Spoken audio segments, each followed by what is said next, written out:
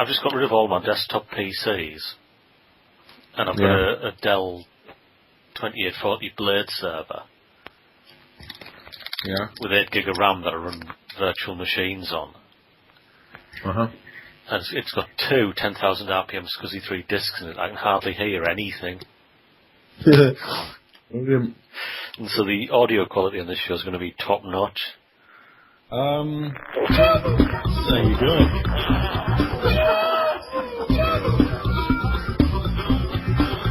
Yes. What are you eating? Lemon and pepper king prawns. Good choice. For lunch. Breakfast.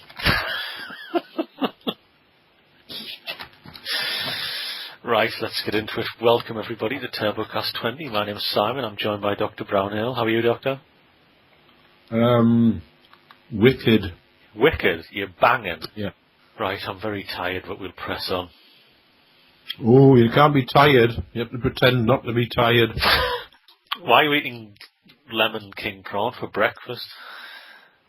Lemon and pepper king prawns. I apologise. Lemon and pepper Grown king. on selected farms in southern Honduras. Which operate to strict Marks and Spencer standards and care for the local ecology and community. Yeah, I'm sure it is in fucking Honduras. Yeah. They were open last night, you know, I couldn't afford anything from Marx's to start our lasses. So I'm just scoffing them because they were there. Alright, good work. Right, what's your digestion news? Digestion news.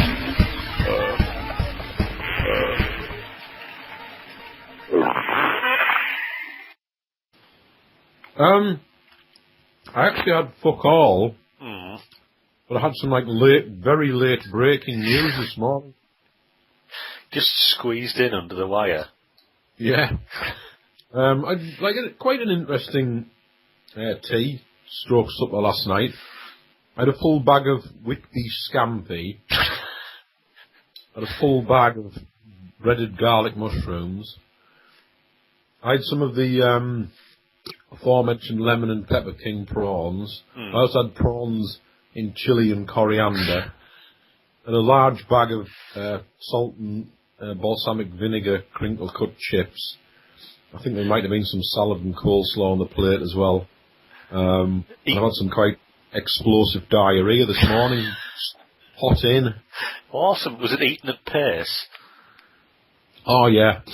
So I've been swimming, so, you know, you never get a hunger like a swimming hunger, do you? So oh, no. Nothing like it. Fucking starving. It was like, you know, putting coal into a steam train. And what time did the first eruption occur? It was sort of, you know, after waking about 10 o'clock. All right. It was, you know, but it's strange, the aftershock came first, and then, you know, the main event was second, which was quite strange. All right. The normal sequence of events was reversed. Yeah. But yeah, it was quite spectacular and very bad smelling. So it's good that you've immediately got back onto the horse and still getting tore into the lemon and pepper king prawns. Yeah, I'm hoping the damage was done by the, you know, the bag of whiskey scampi and the bag of garlic mushrooms. When you say bag, is that just the container it's bought in and you cook it, or is it just like a snack you eat out of a bag? No, it was like, you know, a plastic bag, you know, what it's sold in the supermarket, just to give you an idea of scale. Gotcha. And you just heat it up in the oven or some bollocks? Yeah. Eat it, then have explosive diarrhea 12 hours later. Yeah, so I did well there, just, you know, last minute. Awesome. How about you? Very, very bad do on fish and chips, which is normally a safe bet, I would say. Oh, yeah. So, I had fish and chips, and about I was, again, hungry, ate at some speed, and our chip shop does furnish ridiculously large portions, but I always have to eat it because I'm greedy. So it was a little bit bloated, when you can't really sit comfortably. Yeah. And then I was having an argument with somebody on the internet, and I wanted to get a magazine to check my facts before I unleashed a broadside of pedantry on him. And the magazine happened to be in a bottom drawer in the room that serves as my office. I had to bend over some boxes, and I got a mouthful of fish and chip spew, and it was like oily, fishy, vinegary, salty concrete, with like the crispy bits off the chips forming the aggregate in the concrete, and that sort of clogged my throat up for about an hour. So painful, the burning. Yeah? I don't normally get any problems at all with acid reflux, but that was just horrendous. That's excellent. And I'll tell you how bad it is. To some extent, it's put me off fish and chips a little bit. Ooh, that's dangerous. So how big, could I eat fish and chips twice from there? Is that? I don't think you could. Just because no, they do. The fish would be okay. I think the chips would just do you too much. Just get a bucket full of chips, dear. Yeah. When you finally make it to Western Australia, I will drive you to this chip shop, buy your fish and chips twice, and let's see what you can do. Yeah. I can hear bagpipes. You've cracked. Yep, I've gone live on air. That's it. I've had what I would consider a misfire on digestion news as well.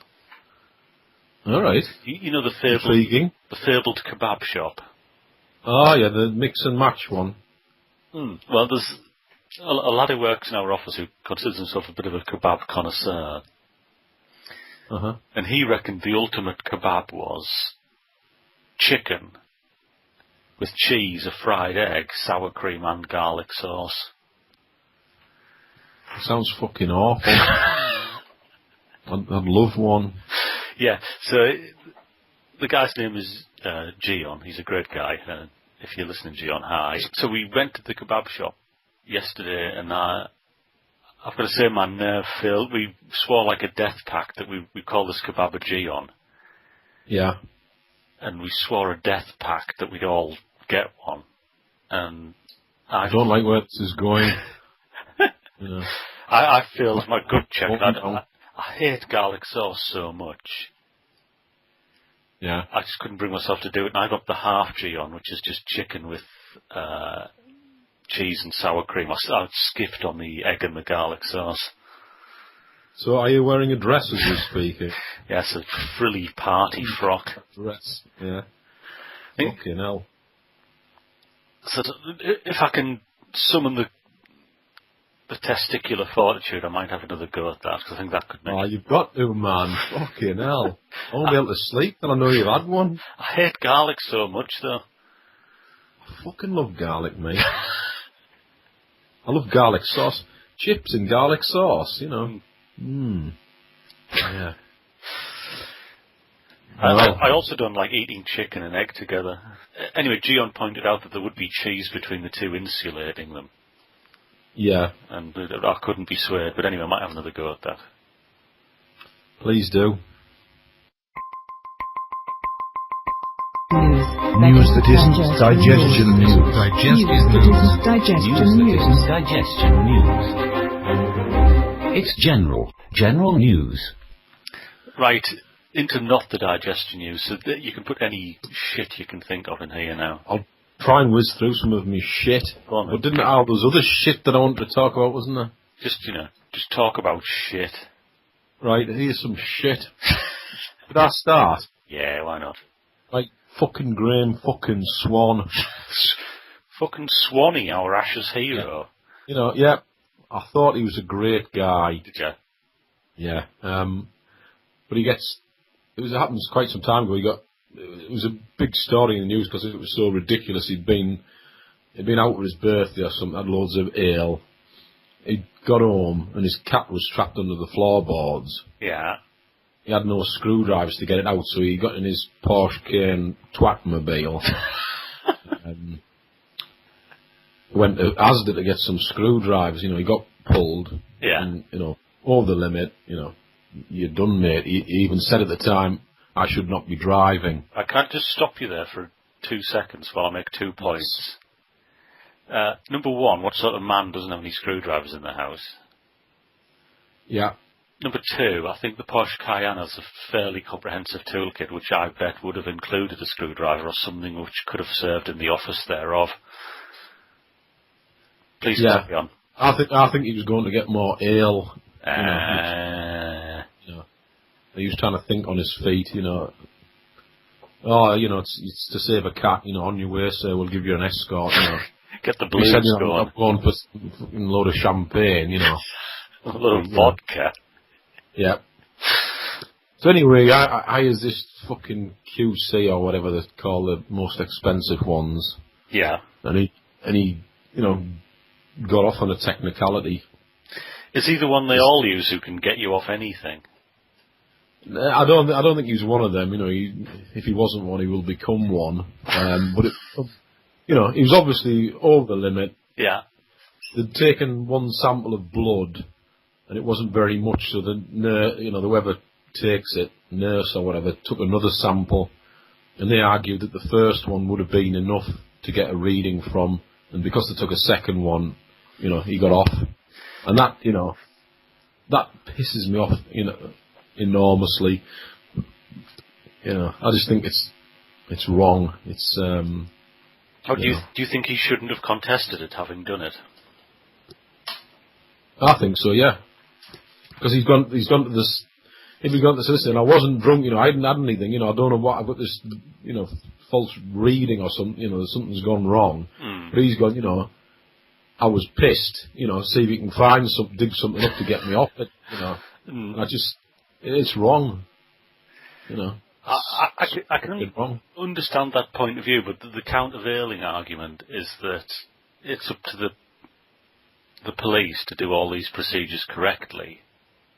And if they don't, then the conviction is unsound, no matter how tenuous the loophole, and that protects us all. Yeah, it's also the fact that if he was just, a man in the street who'd done that, it would never have got to that, it would have been, you're obviously, beyond any doubt, you've broken the law. And it's not like they've sort of made a mistake or anything, it's just some, it's the definition of a technicality. It's just, nobody doubts he shouldn't have been driving and he was drunk. So there's no doubt that justice would have been done if he had been, found guilty. Right. So it's where the law works. I take your point on board, but it still annoys them because he's got loads of money basically, and he can afford to get a ridiculous lawyer. Yeah. So he's a cunt. Obviously, we're going to get loads of money from doing this quite soon. And I've got to say... So would I do the same? Well, I was not exactly the same. I was going to say, say I got caught speeding, and if you get caught speeding 40 kilometres an hour over the limit here, you get your car confiscated. Yeah. I've got to say, if I thought I could pay a flash brief to get me off, I think I probably would. Well, I mean, I've been done for drink driving, and I got the ban, had it on my licence for 11 years, long time ago, fucking idiotic thing to do, all that bollocks. Yeah. Sort of did me time, and, I just think if I'd had a lawyer like that would have, Do you think you would have been tempted if that was an option? I don't know. Well, if I was stupid enough to do it in the first place, I would have maybe been stupid enough to, So, but here's another. I learnt my lesson anyway. Here's another interesting thing that I've often thought about. Obviously, some people would still be a really good driver after 4 pints. If you take, Andy Green, who's tornado pilot and land world speed record holder. Yeah. If you put, say, 5 pints of Heineken into him, I will guarantee you he's still a safer driver than my mother, cold sober. Yeah.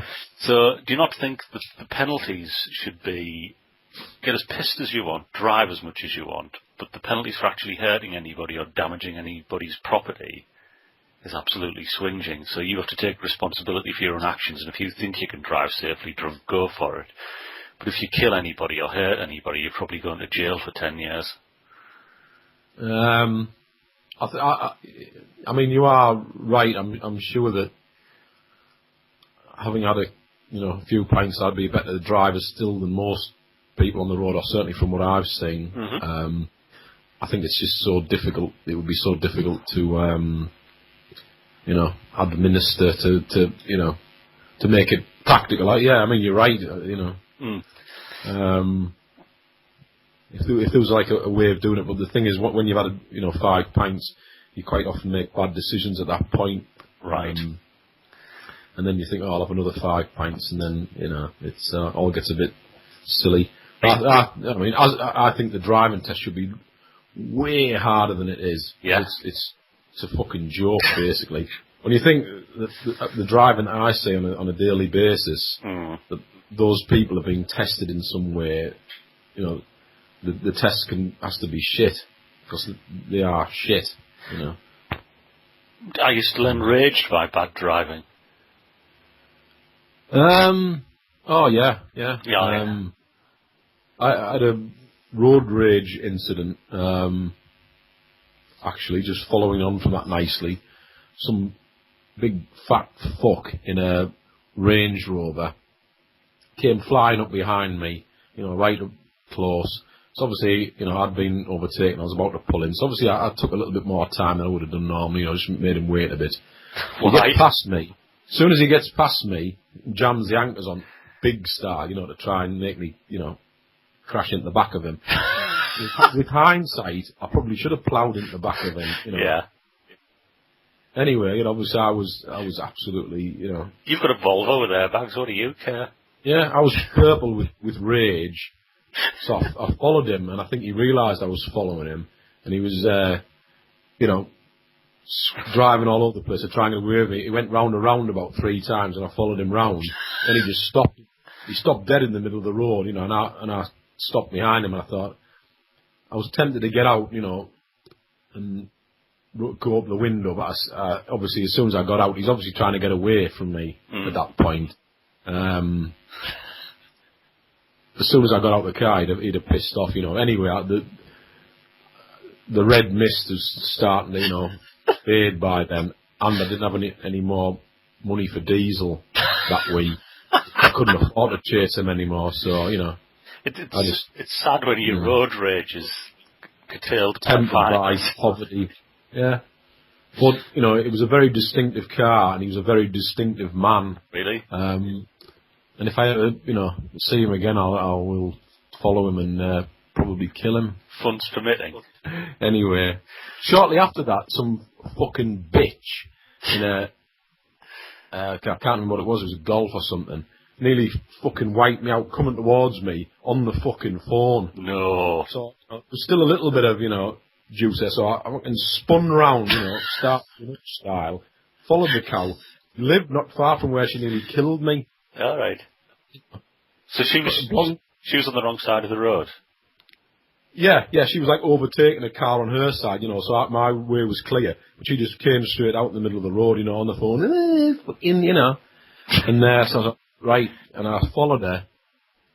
I saw she, I swung around, I saw she turned right, and she lived near there, nice house, Uh-huh.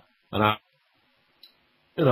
saw when she pulled up, she was about to go into her house, and I just sort of reminded her of the law regarding, speaking on the telephone and whilst driving. What did you say? I can't remember. Did you realise that it was against the law to, use a mobile phone? Not laced with profanities? No. All right. No. But she looked suitably horrified, which was, what I wanted, so I got what I wanted. If I can ask you just to go out of your way to have as many road rage incidents as you can between now and the next show, I think all of our audience would appreciate that. I shall do my very best. Have you ever been the victim of road rage? Oh, yeah. There's only, I do swear a lot in the car, for fuck's sake, Yeah. I do remember one incident of road rage where I actually caught up with somebody, and this guy had sort of cut across at the roundabout when he shouldn't have been. And I just blared on the horn, you daft bastard sort of thing. And if he'd put his hand up, because he was very obviously in the wrong, he'd put his hand up and say, sorry mate, that'd have been it, The hand fine. goes a long way toward diffusing the situation. But I didn't get the hand, I got the finger. You didn't. I got the finger. So that, that was, fucking hell, that was like, you've driven like a cunt, I've given you the horn, you give me the finger. So I followed the bastard, and he got out the car, and I jumped out my car, went round, and obviously I said, what the fuck are you doing? You drive like a cunt and you give me the finger, how fucking dare you, and you, you're not, in the safety of your car now, you fucking little piece of shit. That was it basically. I just wanted to let him know that, if you, I've done it. I make mistakes. You put your hand up. You look a bit sheepish, and that's that's enough. And but he you put your hand up. You take your medicine. Exactly. Yeah. Oops. I made a mistake. Let's all move on. But I think he shat his pants. So job done. I like it when you put the hand back and you get the hand back, and for like those few seconds, the world seems a slightly less shit place. Yeah. Well, fine. It's good. Yeah. It's good. It should be. Politicians could learn from that. Right, we've got to move on because we're fucking ourselves here. Right, we're going to move into the song. Tell me about it. Yeah. This is am I allowed to say Keith's name on air? He must. Keith Willingham production. He's done a great job as ever. There's a fantastic video for this track on YouTube. If you just do a search for Go Reedy on YouTube, you'll find all my songs there. I made a great video for this. It's just mega. I can't really explain the song, so I won't try. Right, here we go. Good. Yeah.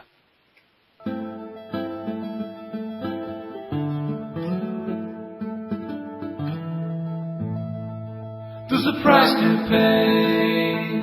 There's a price to pay down here in the woods. Didn't come this way. Didn't come this way. All we understood. But we saw the light. We saw the light burning through the trees. But we know you're right, 'cause you're always right, and you'll never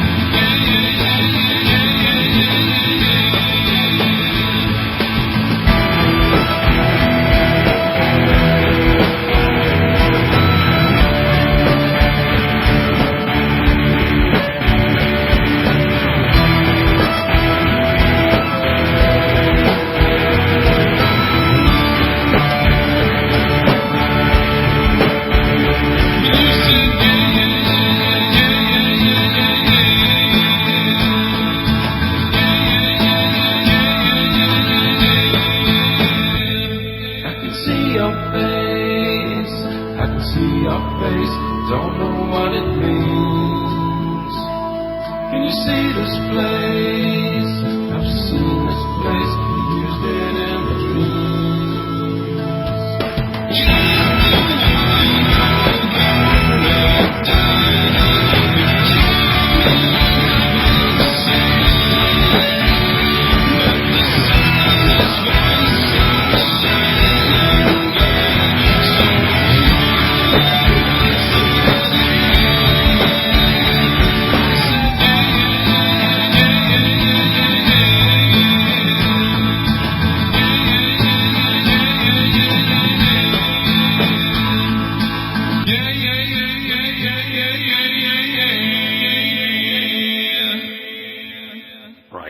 Marvellous. Hearty congratulations nice to all involved. Looking forward to the next one, Keith. Right. Produce the diary. Dr. Brown is day from years ago. Dr. Brown is day today from years ago. Oh, is it diary time? It certainly is. I actually know where it is. It's right in front of me. That's cool. What's the date? May the 5th. March the 5th. Here we are, March the 5th. 1977. Today, I went to the shops with my dad, Alison and Lucy. My wear-em-scare-ems have still not come. Wasn't I going to dig them out for a photo or some shit? Yeah, you were going on about them. So it must have been like 4 weeks ago, 3 weeks ago. Yeah. The wear-em-scare-ems are obviously playing on your mind. Oh, they were my life for about a year. Really? Yeah. I've made a real effort with my handwriting on that particular day. I think it was the stress of the wear-em-scare-ems. Yeah. Just in so case I'll- anybody didn't catch 19, can you very quickly explain what a wear-em-scare-em is? I think it was Tudor Crisps were doing some sort of promotion where you could get a small metallic representation of what's the fucking word? I can't think of the word. There was like a werewolf and a sphinx. All right, so just any paranormal bollocks. Yeah, shit like that. And there was about 8 to collect, and you'd get 20 crisp packets. You'd send them off, and you couldn't. I think you could tick to say which one you wanted, but you wouldn't necessarily get that one. Right. You know, and get it sent out. And you know, I got quite a few, and I had to eat a lot of crisps. And this is in the days of pre-internet, so all this had to happen over a relatively long time scale. Yeah. But when they came, you know, it was great. It was absolutely, you know. And I've still, I don't know that I've got every one that I got, but I've definitely got 3 or 4 of them hidden. So they will have to be the photo, so yes. I will dig them out. You must find the wear-em-scare-ems. I will. I've got an idea where they are. Right. Right, 1978. Today I'm going to watch Two's Company. It is now only 12 days till my birthday. I wonder which Two's Company. That wasn't was that a sitcom? Yeah, it was with Donald Sinden. Yeah, and that American woman with blonde hair. Elaine Stritch. Yeah, well remembered. Who, by the way, is still working in television. Oh yeah, I heard her on the radio, on Radio 4 not that long ago. Yeah, that's quite something, isn't it?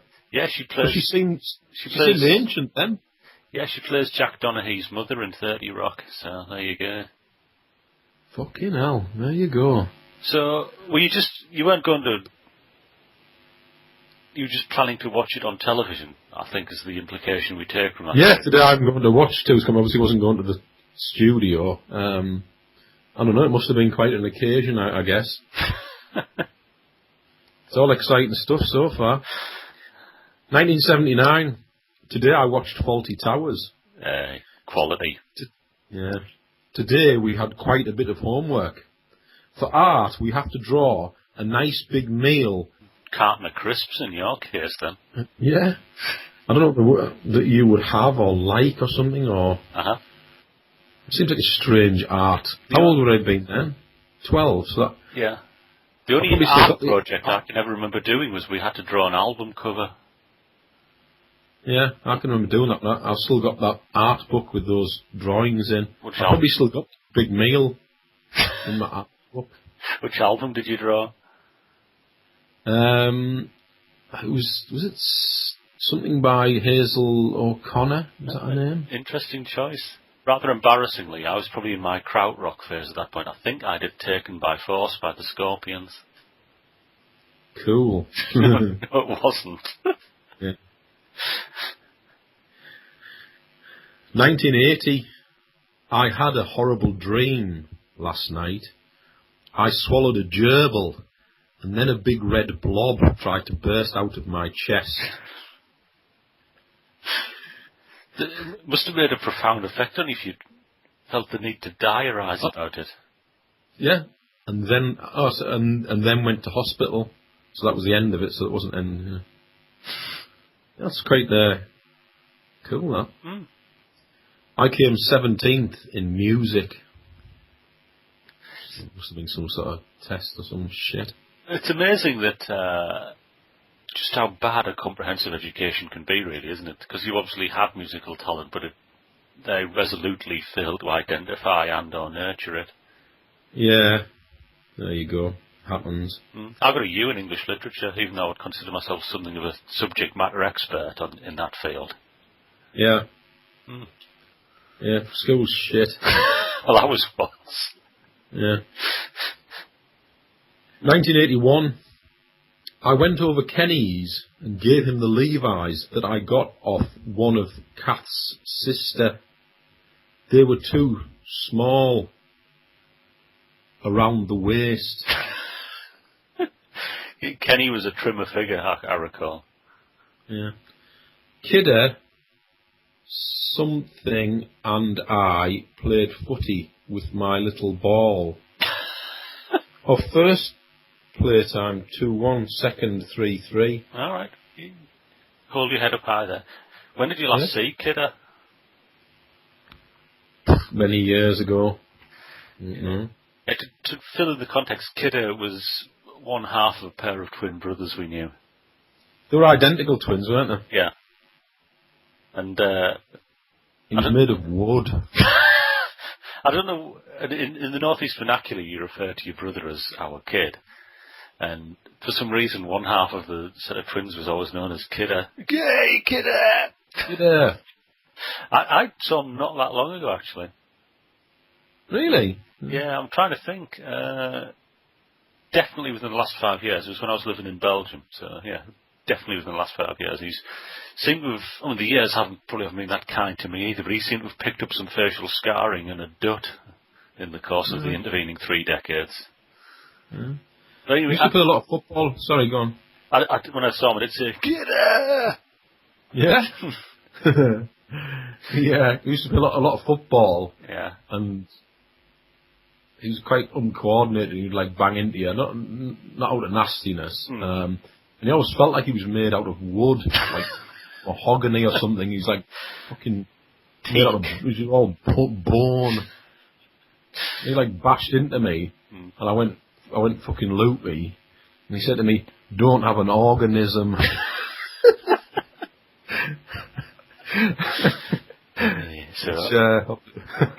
Should have remembered. So anyway, if you're listening, get in touch. We remember you fondly.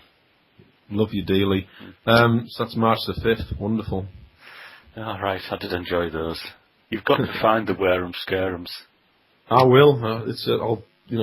I won't rest till I find them. Right, into the turbo sack quickly. The turbo sack.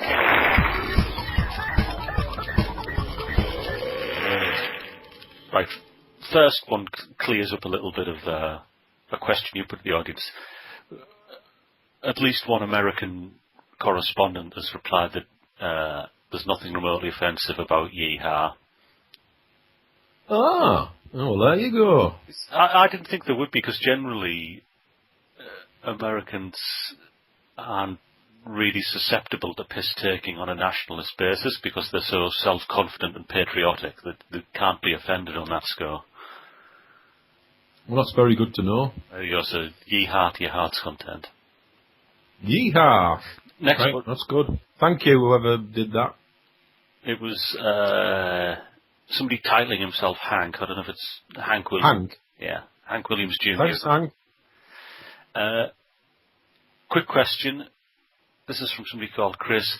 How many bags of Monster Munch could Dr. Brown Ale eat if he had to? And that the hat is in capitals. So you would interpret the level of compulsion, whichever you want, whether it's like £1 million on the table or a gun to your head.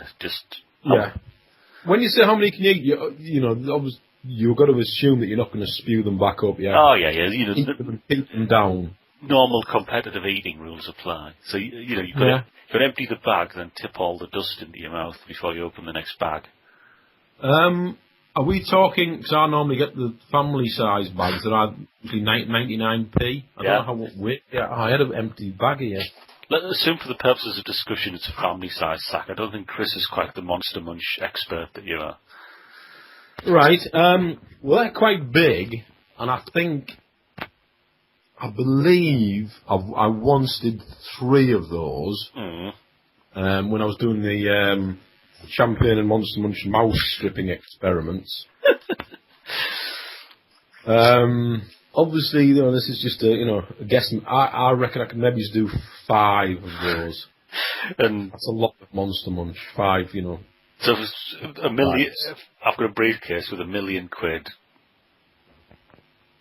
I don't know. Maybe if I've done 3, you know, I could probably do 6, couldn't I?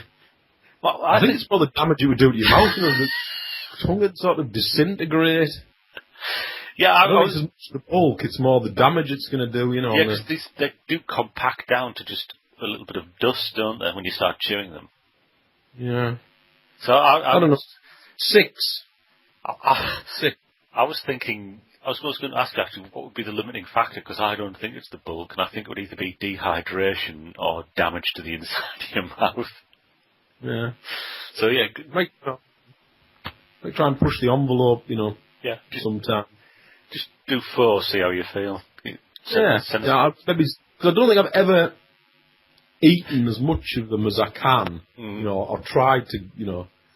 I've quite often had 2 of the big bags, you know, that's fine, no problem. Once I had 3, I think it's that they start to lose their appeal after 3.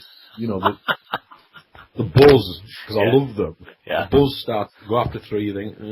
Why don't you try 4 and send us a text from hospital? Yeah. I'll see what I can do on that one, but it's a very good question. Yeah, thanks for that, Chris. More like that, I think.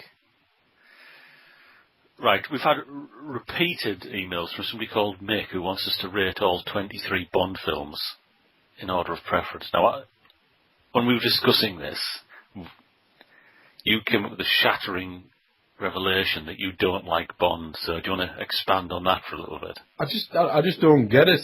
You know, it's just one of those weird things. I know loads of people who love Bond, and I think my family loves Bond. But I just don't get it. It just, you know, it's one of those things you can't explain.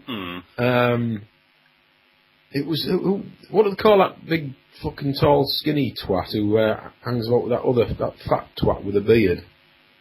Ricky Gervais, what they call it? Stephen Merchant. Yeah. He was being interviewed on Film 2011 or something, and one of the questions was, what don't you get or something? It was the Lord of the Rings trilogy, the films. And he was just saying, like, I love that. I think it's fantastic. And obviously, you know, billions of people also like it. But he said he just doesn't get it. He just, you know, and it's that sort of thing. I don't get it. You know. All right. Well, I think I'm with him on Lord of the Rings, but we'll save that discussion for another show. But I think the appeal of Bond is that it's basically the same thing served up over and over again, but with slight variations, and therefore people are already vested in it because they know some of the themes and tropes, as it were, that they know is going to happen. And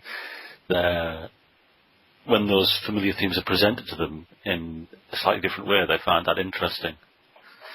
So, obviously you'd want to have anything to contribute on rating all 23 Bond films. So... Yeah. It's the sort of thing that I wouldn't sort of say you must be fucking mad for liking it. I can sort of see the appeal, if you say, you know. And I'm sure I've watched most of them. because they're on all the time, and you sort of they're in the background, and you do watch them. I've watched a lot of them, and I suppose I like the guy with the teeth, Jaws, where he's biting shit, and biting through, metal and that, and sharks and that. That's pretty cool. So I'm not saying, there are bits that I like, so maybe the one with Jaws in would be my favourite. I think he was in 2. Was he? Yeah. Oh, he was in the space one as well. Yeah, he was in Moonraker and The Spy Who Loved Me.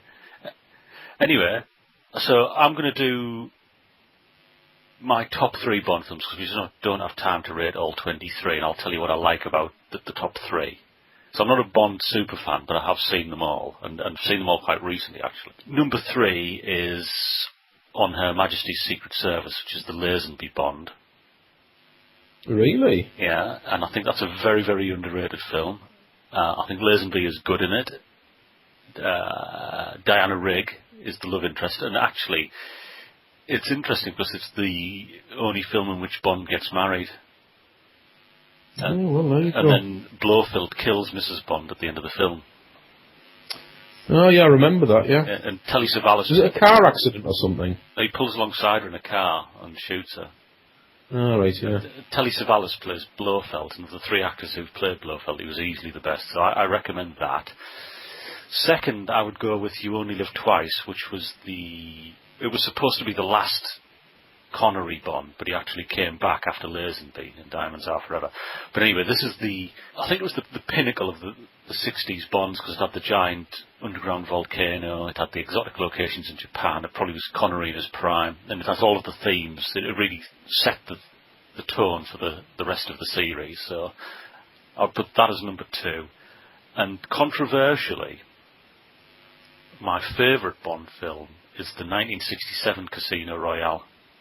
Not the Daniel Craig one. Have you seen it? I must have done. I'm sure I will have done. I obviously don't remember it. Right, well, I'm going to read you the cast, right? Mm-hmm. David Niven, Peter Sellers, Ursula Andress, Orson Welles, Woody Allen, Jacqueline Bisset, Bernard Cribbins, Robbie Corbett, Derek Nimmo, William Holden, George Raft and John Huston. Directed by John Huston, music by Burt Bacharach. Well, that's impressive.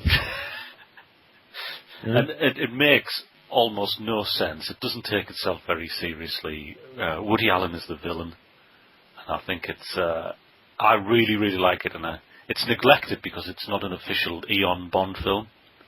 All right. And David Niven plays James Bond, and I thoroughly recommend it. So would it be sort of recognised by Bond aficionados then, is it? It is recognised as a Bond film, yeah. But it was... There's a company called Eon Productions who has the right to make all of the Bond films, but Ian Fleming sold the rights to Casino Royale separately. So that was why they were able to make that film as a separate thing. But Eon subsequently reacquired the rights to Casino Royale and remade it with Daniel Craig. Right. I get my energy from Eon. Fuckers came around and said, you don't British gas, they're far too expensive. Sign up with us, we're fucking great. Yeah. Sign up with the fuckers, they put the bastard prices up 15%, the pack of twats. Fucking Eon. They're German, you know. Are they really? Yeah. Well, that explains it. They were the German state-owned energy company, and when the European energy markets deregulated, they bought up a lot of British energy companies. Right. I do like the beginning of the Bonds where there's women swimming about and things bouncing about. I do like that bit. Yeah. That's pretty cool. Right, I'm going to give you one more Casino Royale trivia, and then we're going to move on. The soundtrack by Burt Bacharach on vinyl is highly sought after because it's supposed to be the vinyl LP that is the best test of your stereo. Because it was such a high quality pressing and it has such a large dynamic range. If your stereo will play the Casino Royale Burt Bacharach soundtrack properly, then it'll play absolutely any other album. Fucking hell, great trivia. Love it. Thank you. Awesome. Right. Do you remember our friend Icarus? Oh, yes. Yeah. So I'm going to have to recap the Icarus story. He claims we told him to have an affair with his next door neighbour, which subsequently destroyed his relationship, and then wrote to us again for advice on internet dating. Which I felt you did a pretty awesome job on steering him right. Now, neither of us remember telling him to bone the next door neighbour, but for the purposes of podcasting entertainment, we sort of went along with it. Anyway, he's back again with a very long email. I don't know, we could have been asked to write it. So I'm not going to read it all out because it'll take hours, but I'll read some bits out of it to give you the flavour, and then you can give your advice at the end. Right, so the title of the email is Being Bullied. I changed jobs nearly 18 months ago. The team I work for has a high turnover rate, all down to my boss. She sees my serious illness as a personal slight and insisted on several meetings with HR to manage my illnesses despite having reports from the hospital, my GP and company occupational health. This went on for 8 months while I recovered, and she insisted on keeping me on probation for a year. She would have kept me on probation for longer if HR had not pointed out that this wasn't possible. She backed off for a while after that, but over the past few weeks she's been singling me out again. The tasks she gives me are never explained properly, and she likes to drip feed the information at complete work, so that the first attempt is invariably wrong. She then belittles me for not doing it right. She also demands things randomly throughout the day, so the tasks started first are rarely completed. The team's workload has increased by over 50%, yet at any time a concern is raised about our ability to complete tasks, we are painted as lazy slackers to work harder. Then this goes on and on and on for about another 6 paragraphs of how this boss is persecuting him and how he's badly done to. So I'm going to skip to the end. I try to ignore her, but it's really hard. She's so nasty all the time. I'd love to go to HR or Airbus, but she's been at the company for over 20 years and no one seems willing to tackle the problems she creates. I'm looking for ways to stop her getting to me, and any advice to stop me going insane. I said boner. Yeah, that was my, instinct was to boner. Yeah, that was definitely. But then I thought, no, I'll keep that for a bit, and I'll say, do we know which country he lives in or what? I'm guessing UK by the way it's written. All right. It's do you know what his job is? What he does? He does something on a team. Obviously, if it was a sort of an IT role that he has, it would be definitely child porn on a computer. Yeah, a bit of CP. Yeah, it's that'll take care of business. But yeah, sounds like she needs to be slipped the length, I think. 1 in a million chance this is a genuine inquiry. My advice is leave immediately. You're never going to get anywhere complaining through official channels about this. She's not going to change her behaviour, and all you're going to do is make the situation worse. She's going to be pissed off if you complain about her. You can't win in that situation, so leave. Yeah, I think that's got to be the official advice. Obviously, start looking for something else while you've still got the job, because it's always easy to find a job when you've got a job. Yeah. And I wish you the very best of luck with that. Yeah, so to summarise, Icarus, on the off chance you'll definitely try to bone her. I think that's a given, isn't it? Yeah. Just chance your arm and then... And she'll relax, and... try to then get another job. That's it for the Turbo Sack, and that's it for Turbocast 20. So... Yes, you've all been wonderful.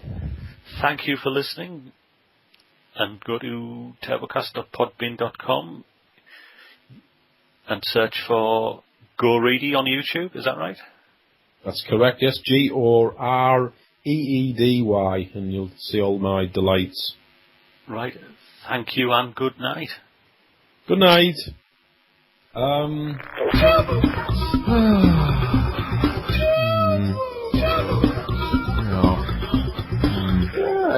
think that's enough, don't you?